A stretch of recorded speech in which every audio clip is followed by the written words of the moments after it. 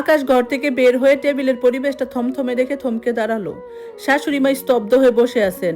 মিথিলার মুখ রাগে অপমানে লাল, আর আমি শান্ত চোখে চায়ের কাপটা ধরে দাঁড়িয়ে আছি। আকাশ ঘড়ির দিকে একবার তাকিয়ে গাম্ভীর্য বজায় রেখে জিজ্ঞেস করলো, কি হয়েছে এখানে? সকাল সকাল সবার মুখ এত গম্ভীর কেন? মিথিলা সুযোগ পেয়ে কেঁদে কেটে একাকার অবস্থা করলো। চেঁচিয়ে উঠে বলল, দাদা দেখ, তোর বউ আমাকে আর আমার মাকে কিভাবে অপমান করছে।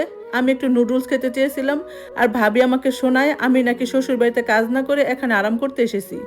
মায়ের মুখে মুখে তর্ক করেছে, আমাকে কাজের মেয়ে বানিয়ে কথা শোনাচ্ছে। শাশুড়ি মাও চোখের কোণ মুছে নাটকীয় সুরে বলল, দেখেছিস আকাশ, পরের ঘরের মেয়েকে এতদিন মাথায় তুলে রেখেছি, আজ আমার নিজের মেয়ের সামনে আমাকে আর আমার মেয়েকে এভাবে অপদস্থ করলো। বলল আমরা নাকি অন্যায় অবিচার করি, নিজের বেলায় 16 আনা আর পরের বেলায় 4 আনা। আকাশ কিছুক্ষণ শান্ত হয়ে দাঁড়িয়ে রইল, তারপর খুব ঠান্ডা মাথায় চেয়ার টেনে টেবিলে বসলো। নাস্তার প্লেটটা নিজের দিকে টেনে নিয়ে এক লোকমা রুটি মুখে দিয়ে ধীর গলায় বলল, অনুর কথাটা কি ভুল বলেছে মা? শাশুড়ি মা আর মিথিলা দুজনই চমকে আকাশের দিকে তাকালো, যেন বিশ্বাসই করতে পারছিল না আকাশ এমন কথা বলতে পারে। আকাশ চায়ের কাপে চুমুক দিয়ে মিথিলার দিকে তাকিয়ে বলল, মিথিলা, তোর শ্বশুর বাড়ির লোকেরা নাকি তোকে দিয়ে 3 বেলা রান্না করিয়ে তোকে কাজের লোক বানিয়ে ফেলেছে, কিন্তু তুই তো এখানে আসার পর একদিনও রান্নাঘরে ঢুকিসনি। অনু এই প্রচন্ড গরমে সকাল থেকে রাত পর্যন্ত একা হাতে ঘরে সব কাজ করেছে, আর তুই ঘরে এসে চালিয়ে বসে আছিস।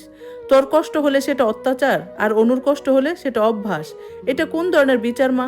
শাশুড়ি মায়ের গলার জোর এক নিমেষে যেন কমে গেল। তিনি থতমত খেয়ে বললেন, আরে অনু তো এই ঘরের বউ, ওর দায়িত্ব আছে। আর মিথিলা তো বাপের বাড়িতে কদিনের জন্য অতিথি হয়ে এসেছে, অতিথি হিসাবে আরাম করতে এলে অতিথি হয়ে থাকাটাই ভালো মা। আকাশ ধীর কণ্ঠে থামিয়ে দিল শাশুড়িকে, কিন্তু মিথিলা তো অতিথি হিসাবে আসেনি, ও নিজের সংসার ফেলে রাগ করে ভেগে এসেছে, আর তুমি ওকে ভুল বুঝিয়ে ওর শাশুড়ি স্বামীর বিরুদ্ধে খেপিয়ে তুলছো। আজ অনু না বললে হয়তো আমিও খেয়াল করতাম না যে তুমি ভালোবাসার নামে মিথিলার কতটা ক্ষতি করছো। আকাশ মিথিলার দিকে ফিরে কঠোর গলায় বলল, মিথিলা, তুই তোর ভাবিকে নুডলস বানিয়ে দিতে বলেছিলি না?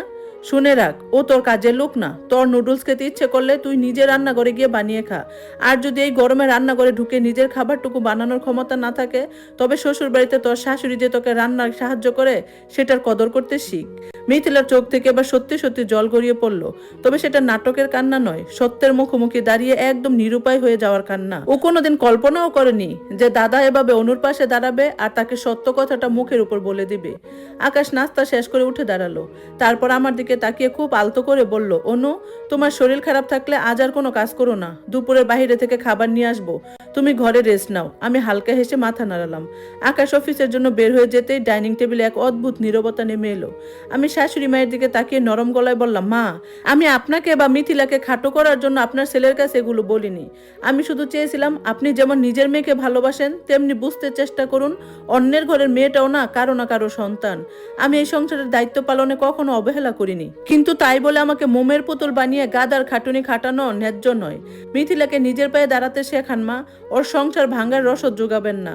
শাশুড়ি মা মাথা নিচু করে বসে রইলেন, মুখ ফুটে আর একটা শব্দ বের হলো না, কারণ তিনি মনে মনে ভালো করে বুঝে গেছেন অনুর পিঠ দেয়ালে ঠেকে গেছে এবং আকাশের পূর্ণ সমর্থন অনুর পাশে আছে। মিথিলা চুপচাপ উঠে রান্নাঘরের দিকে হেঁটে গেল। অহংকার আর জেদের আড়ালে থাকা মেয়েটি হয়তো আজ প্রথম বুঝতে পারলো অন্যের ঘামে নিজের আরাম খোঁজা কোনো বাহাদুরি নয়, আর সংসারে টিকে থাকতে